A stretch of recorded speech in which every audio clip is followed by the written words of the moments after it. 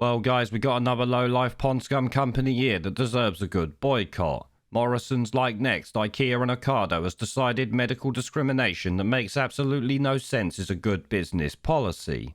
In fact, all have almost identical policies that will pay staff jabbed or unjabbed their full wages if they test positive, but will only give unjabbed staff statutory sick pay of £96.35 a week if someone else tests positive and they get contacted by NHS Test and Trace without testing positive themselves. So, like in my video about Next the other day, if you're not sick but someone you know is sick and you have to isolate, you won't get paid, but if you yourself test positive, you will. It's completely batshit crazy and in my mind must be against employment law, the Equality Act 2010 and common bloody sense. How can you be punished for not catching a virus is what I'm asking myself once again.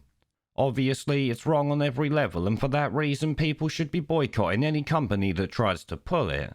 But what pisses me off even more about this Morrison story here is the claim its chief tosspot made to the scum-sucking Guardian newspaper.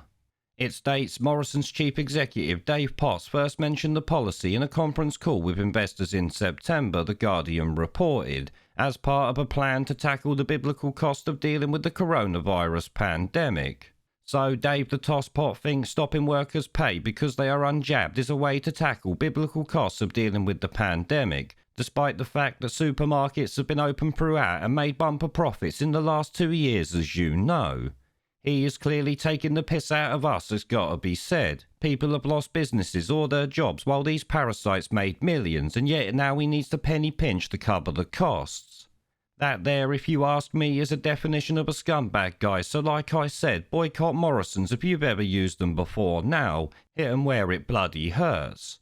Now, it should also be noted that with Boris Johnson saying he's going to end isolation rules on or before March 23rd this year, then these policies are about to become irrelevant, but obviously should never be forgotten. If the rules do change on isolation, and that's a big if, we must always remind people of the medical discrimination lovingly embraced by Morrisons, Next, Ikea and anyone else. Don't let them sweep it under the carpet.